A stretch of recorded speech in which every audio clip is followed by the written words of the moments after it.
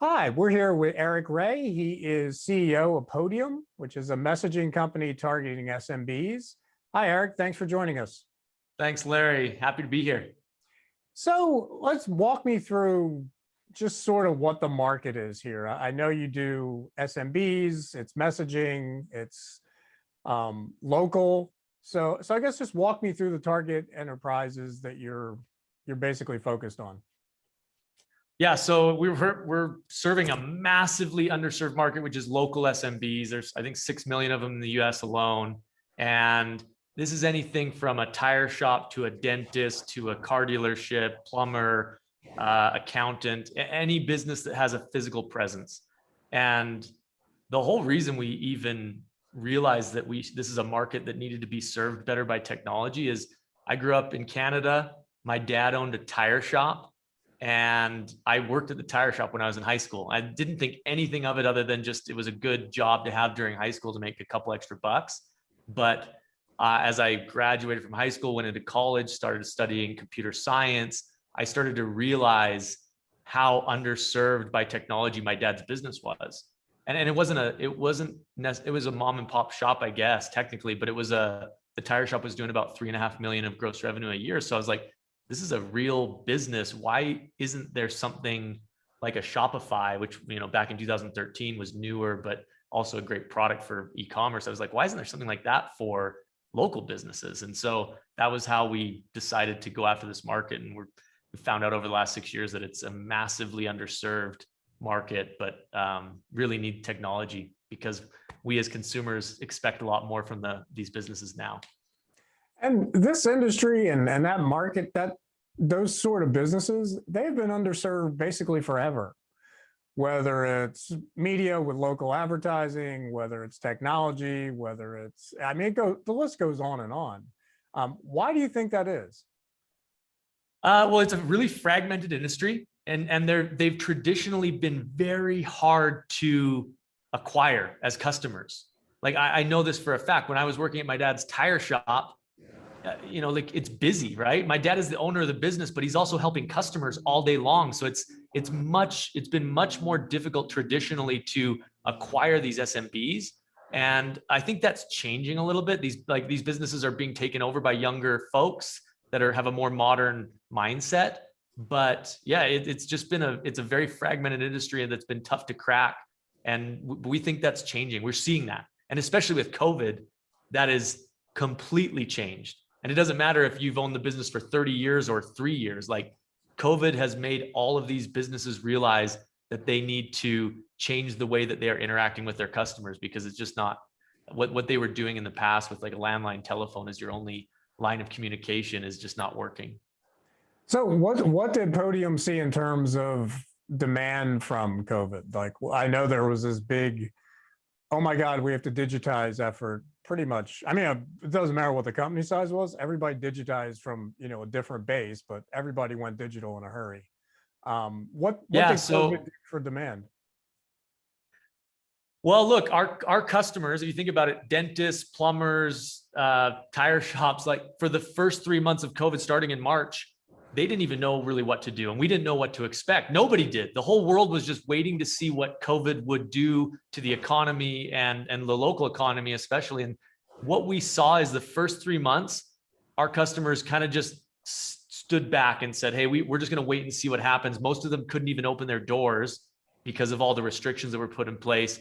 But then about 3 months after the first big wave of COVID happened in the US, everybody realized, hey, the world continues to spin. Like our business needs to continue to run, but we need to change the way that we're doing our business. We can't expect our customers to drive to our store and swipe their credit card, or we can't expect our customers to only rely on landline telephone to communicate with us, or have in-person interactions every time they need to do business with us. And so the demand really started to spike in about June of last year, as all of these businesses realized they needed more modern tools to run their business.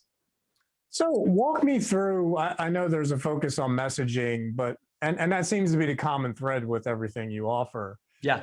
I guess walk me through why messaging and what the tech stack looks like. Yeah, so our vision is to power 100% of the communication for local businesses and 100% of their transactions, and make those modern experiences for the consumer and the business. And the reason why messaging is so key is it's the perfect medium for local business for two reasons. Number one, for consumers, I mean, you and I, we all text all the time. I text my parents, my friends, coworkers. I'm sure you do the same. And it's the most convenient channel for consumers by far. And then on the business's side, the asynchronous nature of messaging is perfect for these local businesses, because most of these local businesses they don't have somebody on staff 24/7, let alone even during the day when they're open, to manage live chat, like synchronous live chat, where people expect a response every 30 seconds. And so text messaging specifically is really effective for these businesses, because they can actually manage it. Because if you send a text to a business or even to a friend, if somebody takes 10 minutes to respond, it's not the end of the world. And even if you if you're a consumer, you're looking at cars on a online car dealership website, and you send a message at 9 p.m. at night, you're not exactly expecting a response, or you don't expect them to be there ready to give you answers at 9 p.m. at night. And if they just send a little autoresponder and say, hey, we open up at 8 a.m. tomorrow, we will reach out immediately with one of our sales reps and they'll help you buy a car. It's a great experience, and it's a realistic expectation. So messaging, how does that tie into transactions? Yes. Or I guess that seems to be the more recent business in your portfolio? Yeah. So how we've run our business since we started it in 2014 is we have the benefit, because messaging is so core to our product stack, we can actually see the interactions that are happening for all of our 100,000 customers. And so we have the ability to see what problems we can solve just by looking at the themes that are contained within the conversations themselves. And so we started to see about 2 years ago that 30% of the conversations that were happening between consumers and our customers on Podium had something to do with a transaction or a payment. And as we started looking into that, we noticed that our customers were largely using really archaic ways to collect payments. Like, they would send a text. So you'd have this great messaging experience from the time you discovered the business all the way through to the time you were supposed to pay. And then we started noticing that our customers would say things like, hey, call us and we will take your credit card over the phone, or can you drive down to our shop and swipe your credit card? Or even worse, a lot of our customers would send these text messages and say, hey, we sent you an invoice in the mail a week ago. Did you get it? And can you pay us now? And we've all had that, right? Like, we've all gotten this invoice, whether it's healthcare or home services, where you're like, I don't even know what this means. And you even if you wanted to pay it right away, you just don't, because it sits on your desk. And so we realized there was a massive opportunity for us to make it easier for the consumer to pay, and then also figure out a way to get these merchants paid faster. Like, a lot of our customers don't get paid right away when they perform a service or sell a good. And so we developed this text to pay product initially that was send a text, click a link, and then as a consumer, you can pay via credit card, Apple Pay, Google Pay, or any other payment method that's easy to do on your phone in about 30 seconds. And we launched that in March of 2020, which was very good timing, because 3 weeks later, there was the thought of going into a business to pay was unfathomable. And so that was our first foray into the payments world. And the attach rate, or the uptake of that product with our customer base, was incredible. And then what we realized over the last 6 months is that the text to pay product is fantastic, but our customers now have people going into their stores, and we need to tie every payment together with our platform. And so that's why we've launched this card reader product. Yeah, and that's your first foray into hardware, basically? Yes. So walk me through your software based, your messaging, it's web interfaces and all that. How much of a mental hurdle is it to say, okay, we need to get into actual physical hardware? Yeah, so it was a mental hurdle for sure, because we're not hardware people. We didn't have anybody in the company a year ago that even had experience with hardware, and it's a totally different world, right? Like our card reader product now, we have to get it installed in the store. It's not as simple, like you said, as an app on a phone that you download, or a web app that you just go to a website and log into. And so it's a whole new world for us. But we felt like it was really important, because what we're finding is most of our customers have a physical payment processor, right? They have a card reader at their desk or at their point of sale at their business, but it's not, their current solution is not connected to any other parts of their business. It's this standalone product. You swipe the card, collect a payment, that's great, but it's not connected to anything else. And so the reason we decided to go into hardware is, if we can actually combine our software capabilities, our messaging and our automations and all the other products that we built in our software stack, and connect it with that physical card reader, every time somebody swipes their card, every time a consumer actually transacts with you, you can do so many things as a business. You can opt them in to receive promotions from you in the future via text message. You can ask them for an invitation to review your business on Google or Facebook. You can get feedback. There's so many things. You can send them a text receipt. There's so many things that having the payment product, the physical payment product, and the software connected can offer for these businesses. So does that open a whole new world of competition for you? Like, it almost sounds like you're kind of in the point of sale business to some degree now. Yeah, we're going into a space that is crowded, and there are a lot of players, and it's different, right? We're out of the software. We're now combining software and hardware, but what we're finding is most of our customers are using a really outdated tech stack, and that includes their physical payment processor. And like, in fact, we were surprised how few of our customers are using a modern point of sale product like Square or Clover. They just aren't. They're using something from 15 years ago or 10 years ago. Somebody walked in off the street and sold them this payment reader, and they're not paying fair rates. They're actually paying way more per transaction than they should be, and it doesn't do anything other than just help them collect payments. And so, yeah, we're in a whole new space. So I've talked to a few businesses, using Clover and Square, and Yeah. they love the analytics, they love the hardware up front because it was kind of cool looking and all that, and then they start paying that monthly fee, and they start getting the upsell and all that, and then they sort of cringe.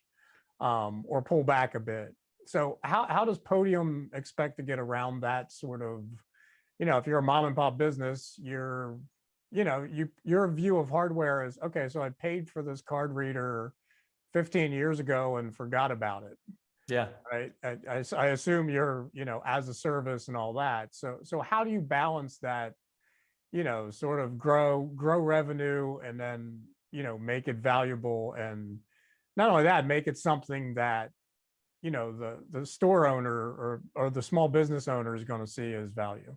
Yeah, like this is where local merchants are not getting a fair shake, because they're paying rates that are higher than e-commerce businesses.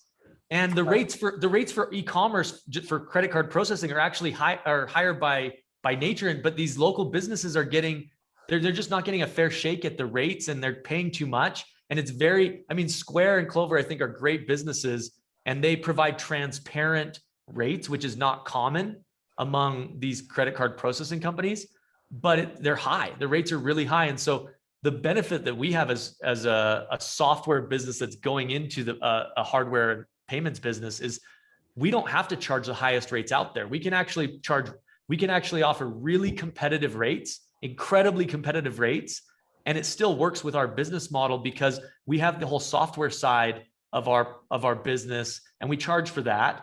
But the benefit and the ROI is so high on that software side that the combination still works for Podium as a business model, but we also don't have to charge these high rates to our customers. So when you I guess work through your ideal revenue mix, does it look like it's more payments? Is payments 60 and messaging's 40, or do you think messaging is always going to be kind of the kind of thing that drives the rest? Yeah. So if you would have asked me 2 years ago, I would have said that our software business would be 80% of our revenue and payments would be somewhere between around 20% if we were successful. And that today, I would say that over time, it will get to a 50-50 split. It's very similar to Shopify, in fact, right? And Shopify, I think their payments revenue is now greater than their software revenue. We think over time, ours will be very close to a 50-50 split. Because Okay. these businesses, our customers, we have 100,000 businesses that use our platform, and the average Podium business does about $1.5 million of revenue a year. So these are not tiny mom and pop businesses. These are legitimate local businesses that have several employees, and they're doing a significant amount of revenue. So it's a big opportunity. What systems do you feel like you have to integrate with the most? Well, we integrate with 180 today. So there are a lot. This is why as fragmented as your audience, basically. Yeah, you're right. So this has been the last 6 years of from the time we started Podium, we started to realize, and this is why your earlier question, like why are local businesses so underserved? The answer is that, right? Like there are systems of record for every sub vertical you can think of in local business. Like if you're a flooring company, a home services business that does flooring, you have a proprietary system of record you use that's different than the roofing company. And it's same thing in healthcare. Like if you're a dentist, use a different software than the orthodontist or the physical therapist. And so there are hundreds of systems of record that exist. And Podium, what we've done over the last 6 years is, and it's a lot of ditch digging because a lot of these systems are quite mature is I think a good way of putting it. But we've had to integrate with systems that don't have modern APIs. They don't even have APIs, in fact. And so the last 6 years has been a lot of hard work integrating with these systems. And so as we continue to expand the market that we serve in local business, we have to make sure that we integrate with those systems. Yeah. So yeah, I mean, it's the whole system of record thing's fascinating. Like you sort of understand why Intuit has such a big market. Yeah. And even then, in the grand scheme of things, it's not a massive share, just because it's so fragmented. What on the back end of your products, are you running off public clouds, or I guess what's the back end tech stack look like? Yeah, we use public clouds on the back end, pretty standard. And yeah, it's been great. We don't feel like we need to be the power company, right? We just need to use the power company if you're thinking about AWS or Google Cloud. So we use them, and then we use some partners for things like email and delivering that. So there are other partners we use for those things. Our job, though, we don't see our job as building down to the very deepest rails that we need to build to. Our job is to provide an amazing platform that's easy to use for our merchants. And so we're actually fine to use partners like AWS to stand up our products quickly. Okay. As far as the model goes, so I'm an SMB, I'm interested. Is it a freemium model, or I guess how does the pay model work? Yeah. So for the first 5 years of the business, if you wanted to sign up for Podium, you had to talk to a salesperson. We were a little old school in that regard, but you have to remember our customers that's kind of the world they live in, right? What we've noticed, so we now have a freemium offering. It's called Podium Starter. Any business in the world can go to Podium today, podium.com, sign up for our starter product. You get access to the full suite of tools, payments, messaging, all of the other products, reviews, all of these products that we have, SMS marketing, in fact, and you can use it for free. And then if you go over some of the messaging limits and the other limits we have in place, then we ask for a little money. But yeah, any business in the United States and actually anywhere in the world can sign up for Podium for free today. And that we actually started doing that when COVID hit, because we realized that there were businesses, even in Utah where we're based, there were restaurants that needed to use Podium, but we didn't sell to restaurants historically. It was not a vertical that we focused on. And so we built Podium Starter initially to give the platform for free to these businesses that were really hurting due to COVID. And then it turned into this awesome opportunity because we saw tens of thousands of business sign up for the free product. Yeah, I've actually seen that deployed by massive software companies too, and it's worked out shockingly well. If you're there in a pinch, it works out pretty well. Um, so as far as, the freemium folks, when they come in, is there a time until they like upgrade? Yeah. So some businesses that are like, if you're a really small bakery, for example, you might be great on our free product forever.